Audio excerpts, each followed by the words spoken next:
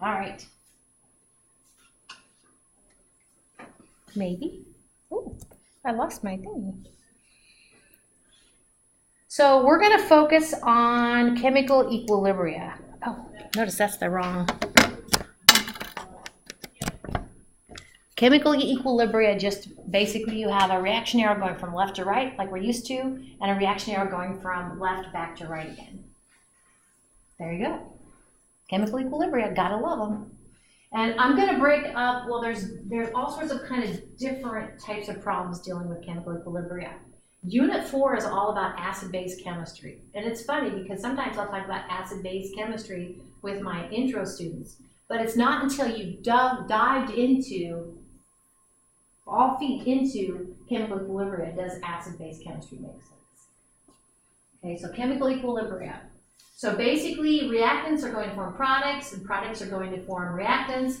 But if it is truly at equilibrium, then the amount that's going to the left is equal to the amount that's going to the right.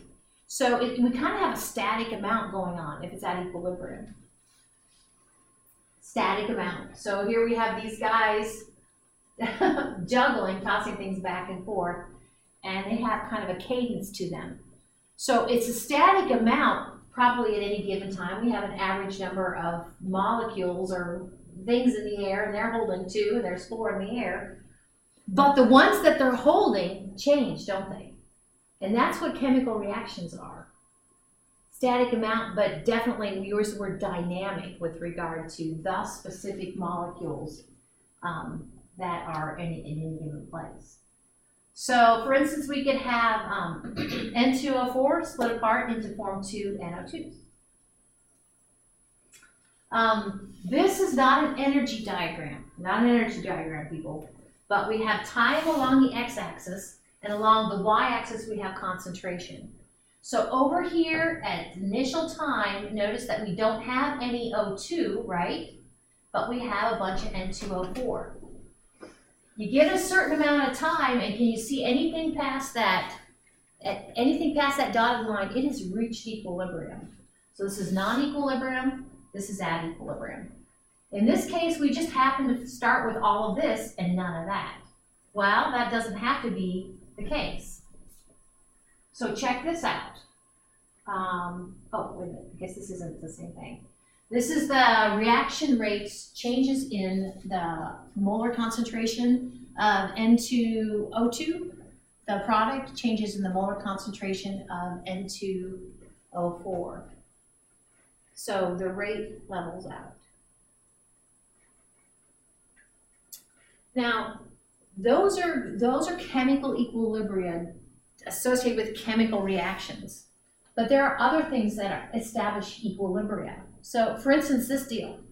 Br2 is one of the 2 elements that actually is a liquid. Now, it's got a relatively, it's relatively volatile. Okay, it's relatively volatile. So, if you put it in a capsule like this, you can the fact you can see brown haze means, and I'll see if I can find my stylus, means that Br2 is in its gaseous state there. G for gas, L for liquid, okay? So it's actually going back and forth between a gas and a liquid. But it's dynamic. It's like those jugglers. You never know which cute little molecule is going to be liquid, which cute little molecule is going to be gas, but it's a constant amount. Equilibrium. Doesn't have to be, it's not just for chemical reactions. So here's where I say, don't blame me, and I can't help it that they can't find more variables than the letter K, quite honestly. Okay? But here we go. And it's kind of like, you know how I complain molarity, which we use molarity a lot. And in Gen Chem 2, we learn about molality. They're both the letter M's. You're like, hello? But kind of like that, analogous to like that, you know, we have a capital M for molarity and a lowercase m for molality. And we kind of have the same thing going on. So I'm going to come up with a mathematical, it's mathematical, and it kind of reminds me of the rate law expression, but it's an equilibrium constant expression. So sorry about that, too. So an equilibrium constant expression is actually going to deal not just with reactants, but the reactants and the products as molar concentrations exist at equilibrium. And it looks like this. So just kind of, and I think I'll go ahead and write this so I can refer to it later. Let's say we have some sort of generic reaction. Let's see, do we have an element A? We don't have A, B. We have carbon. We don't have a D, okay? But the lowercase is the stoichiometric coefficient, and uppercase is the species. In equilibrium, dynamic equilibrium, with two products, okay? So here is what your equilibrium constant expression looks like. Now you see my problem with K's? Where Kc is your equilibrium constant. And we already know what those brackets mean. Those mean molar concentrations. So what we do is your equilibrium constant. We always put its products over reactants.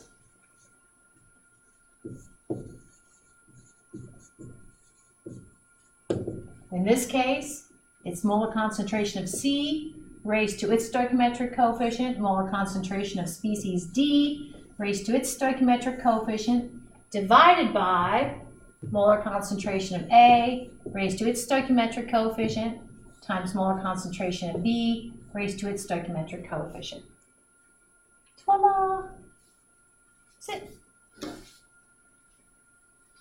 See, this is where, and your final's comprehensive, so we're going to revisit the whole reaction order thing, and that has to do with the rate law expressions and reaction orders. We just saw your test, so we get experimental implementation. But these now are powers that are saying these are different. We're talking about something different. So the value of the equilibrium constant, K or Kc, is temperature dependent. Does depend upon temperature, but it doesn't depend on the concentration of the reactants or products. At equilibrium, and this will become more evident as you work these problems, but at equilibrium, by no means is the molar concentration of any of these equal to any of these. Okay, but at equilibrium, mathematically, when you plug in these molar concentrations, raised to their stoichiometric coefficients, they have to be to this fancy number right here at equilibrium. So here we go. This is this reaction where we have CO reacting with H2 to form CH3OH. And I've got three scenarios for you. In the first scenario, notice that I had 1.0 moles per liter of both of the reactants. The reactant red and blue corresponds to CO and H2 respectively. Kind of like we saw on your test, notice that H2 goes down twice as much as CO, right? And then this is the buildup of the CH3OH. And then this gray area is the equilibrium concentrations. So at equilibrium, this is what we have. What if we do this? What is this? Well, this says pink and blue, which is our CO and H2, we have 0 of to start out with. What do we have? Well, we have 1.0 moles per liter of the product. We can do that. We set it in a closed container, let it go, and basically, and we're going to talk more about this, but don't you see where this is going to have to go that way? So some of this is going to be used up and break up into your CO and your H2. Mathematically speaking, when the dust settles, these are the molar concentrations of your, looks like H2, H2CO, and CH3OH. Those are your equilibrium concentrations.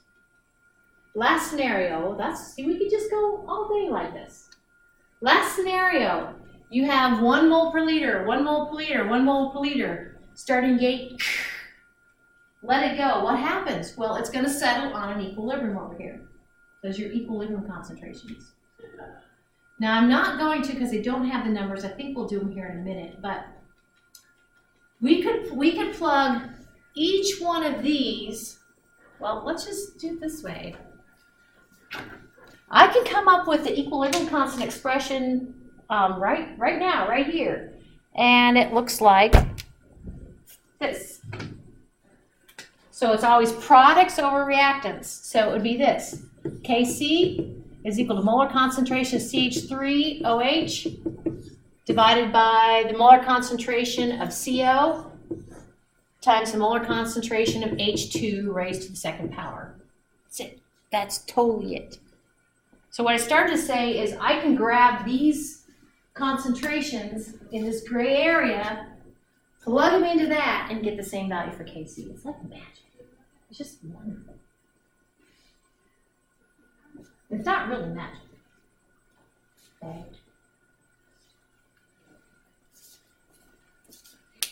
So the ratio of the concentrations given by the equilibrium constant expression will be the same. Now, granted, we're going to have to square the molar concentration of H2, okay, because it has a stoichiometric coefficient of 2 in front of it. Oh, see, I already had this right there. Got ahead of myself.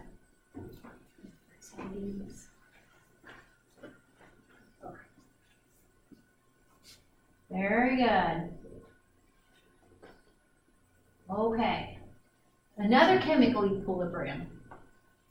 And actually, I inserted a slide because I didn't like the way these flow. This is actually before the reaction. And remember a minute ago, I had 3 scenarios of the equilibrium between H2 and I2 to form HI. These are just 3 different scenarios, okay, of the amount of, let's see, the first 2 are reactants, the last 2 are products.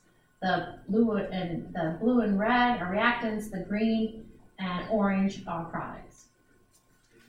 So if you compare this slide before the reaction with this slide at equilibrium, they look like this. So left to right, before, at, this is after, I call it the dust has settled. This is after the dust has settled. You give them amount of time, they're going to duke it out. They're going to come to some equilibrium concentrations. Before and after.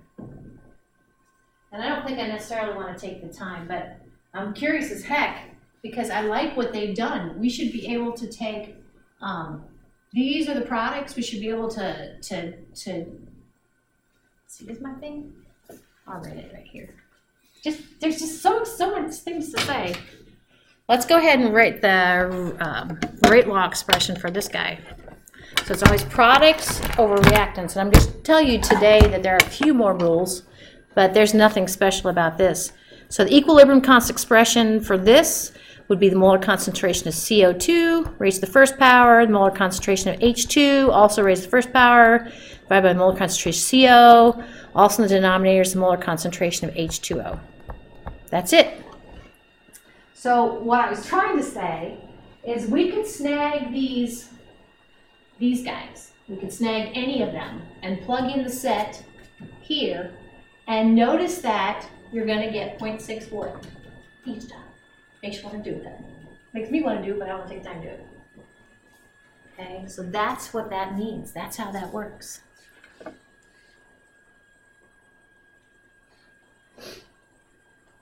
Yeah, this is what I wrote. Now notice, and I go back and forth, sometimes I'm not as always, I'm a little sloppy. You know, I probably would put a subscript C. We're actually going to talk about different equilibrium constants, okay? And these are Kc's. So it's probably a good idea. But they're related.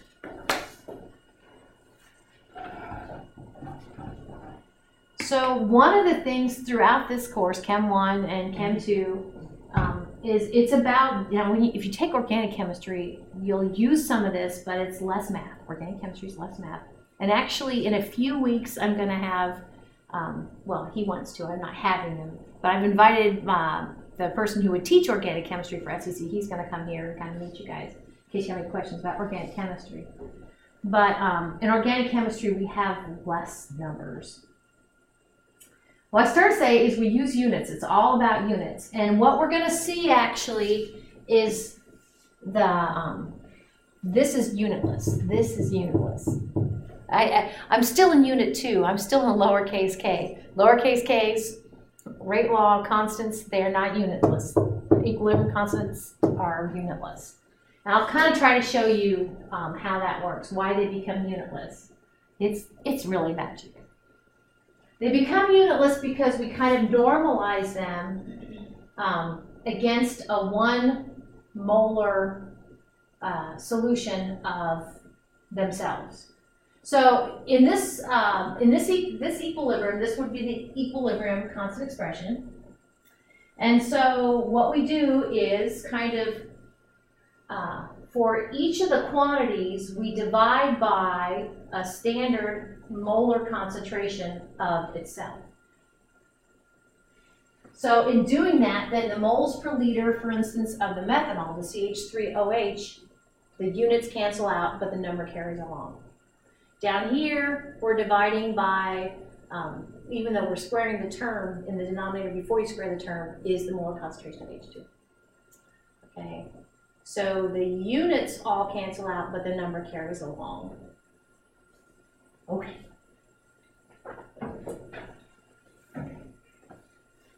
I'm so glad. I don't know if we'll get through part 1, but I'm so glad you guys are all here today.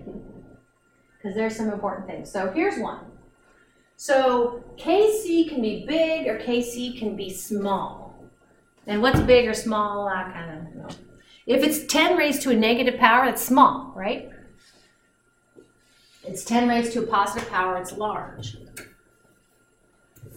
So the way, I've already told you in chemistry a lot of times I don't memorize things. I just kind of think through them. So if we think through your equilibrium constant expression, if you have a large Kc, then that means you have a lot of products. Okay? Large Kc values favor the products. If you have a small, and what's large? 1,000. Plus 1,000. If you have less than 1/1000th and smaller, that means that you don't have much products at equilibrium, but you have a lot of reactants. If your denominator is large, okay, your reactants are large, then when you divide this out, you're going to have a small Kc. Okay, so small Kc's less than 10 to the negative third are going to be what we say favor the formation of the reactants. Somewhere in between, we say it's kind of similar amounts. You're going to see some crazy big Kc's and some crazy small Kc's. They're equilibrium constants. That's just the way chemistry is. So check this out. 10 raised to the 83rd power. Are you serious? What do you think? Favors products or reactants? Products. Products, for sure. What about this one? Yeah. Favors reactants, yep. This one?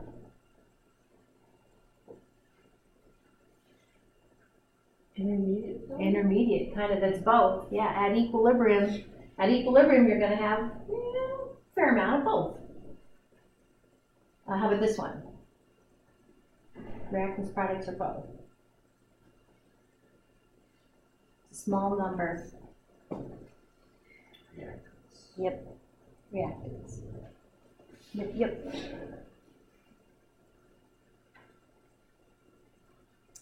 So we've been writing them, but see, are these where you guys have blanks to fill in? They're already written for you? Okay. So you can kind of see all we're going to do, and it feels counter to what we just finished with regard to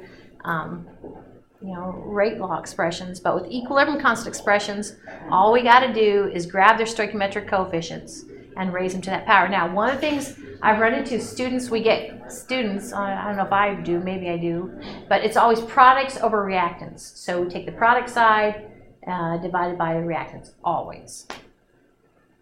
Okay, this one, we have 2 products, 2 reactants, so our numerator will be, of course, NO2 raised to the 4th power, H2O raised to the 6th power.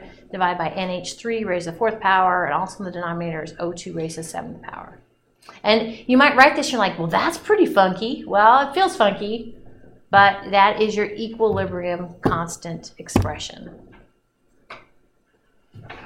So there's a few things, though, to address before you're turned loose writing your own equilibrium constant expressions. First off, we have a lot of reactions that happen in water. They just happen in water, in aqueous solution. If your reaction happens in water, if you can tell by the AQs, and if you have a reactant or a product that's H2OL liquid, it does not show up in your equilibrium constant expression. So I have an example here. Again, we know it's an aqueous solution because of the AQs, and you see an H2OL there. So, I mean, it makes sense to me. I mean, you have water all over the place. So you're going to talk about the molar concentration of H2O when you got AQs all over the place. So this one then just boils down to it's always products over reactants. So it's the NH4 raised to the 1st power times the OH minus raised to the 1st power divided by the only thing in the denominator is NH3 raised to the 1st power. That's it. So what about this one? Which is it favored? Reactants. Very good. Okay. Another one, and this one's a little more elusive to me anyway, is if you see something in its pure state, so if it's an S for solid or an L for liquid, it doesn't show up either. An S for solid or an L for liquid. So that only leaves gases and AQs, doesn't it? An example of it is this. Okay, so this AgCl's got an S solid, so it will not show up. So this is where, and actually I kind of said this when I handed out your test yesterday, just if it feels wrong, just go with it. So in this case, we're only going to have, in the numerator, is going to be our Ag plus 1 raised to the 1st power, our Cl minus 1 raised to the 1st power. In the denominator, we would put the reactants, but we're not going to put anything. By the way, here is your equilibrium constant for this equilibrium. So which does it favor? Reactants. So this is favored by a significant amount. And we'll be talking more about this. This is actually a solubility issue where you're just trying, all you want to do is to dissolve solid silver chloride. That's it. But do you see where it's favored here and it's not favored over here? I'm not saying it doesn't happen, it's just not favored in that at equilibrium there won't be much formed. So this is kind of what we see with basically an insoluble salt. Silver chloride is relatively insoluble, but it goes to a certain extent. Okay. So I think that's probably as far as we're going to get today. Sorry about that. You should have enough to do a few problems if you want to. I thought about looking through part 1 problems and seeing, well, I'm just going to assign these because I think they should do something over break. And I'm like, it's up to you if you want to look at them. I think I will, before I leave, go ahead and post what I have for Unit 3 because I'm laughing because I don't have all Unit 3 problems done. But I think I'll post what I have because otherwise you guys will be doing them and then there won't be any. So have a great break. You too.